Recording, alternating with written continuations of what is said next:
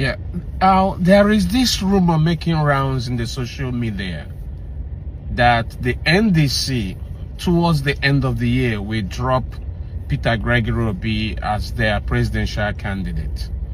That a vote of no confidence will be taken on him. Simply put, Obi wouldn't have a platform for his presidential run. This rumor began with an alleged meeting between Serieke Dickson and the President Bola Ahmed Tinubu. In that particular rumor, it was stated that what was discussed in that meeting between the President and the Chief Dickson was not made known to anyone. The second rumor began with the pastors. You know, Nigeria and our religiosity.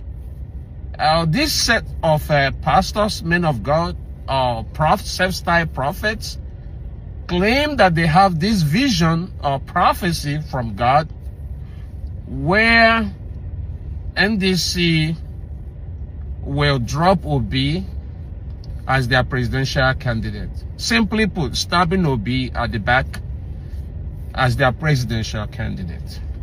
The third one is in the social media, an allegation that claimed that the APC and their system, has made an offer, mouth-watering offer to Chief Dickson, to drop Obi as his party's presidential candidate.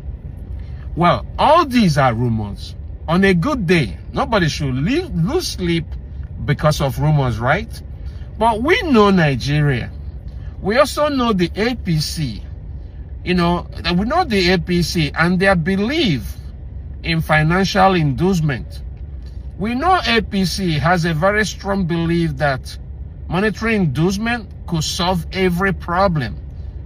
They have this dictum where what money cannot solve, more money could solve it. And where more money could not solve it, exponential money could solve it. Now, when you try to juxtapose this against the backdrop of all these rumors, you cannot help but get a little bit jittery and worried about all these rumors. What's central to these rumors, falls on the table of His Excellency Chief Serieke Dickson, the national leader of the NDC. Oga Dickson,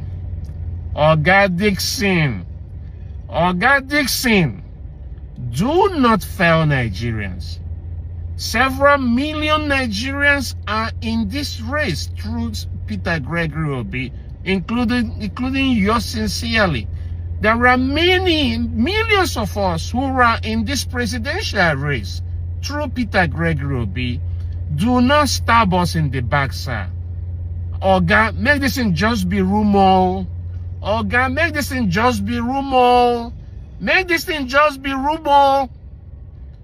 Because if this thing happened to be a reality, Oga, your name will go down so infamous that it will be considered an eternal domination. Oga Dickson, no let these people, I know that they're going to bring your file as a governor before you. They're going to place your file in front of you.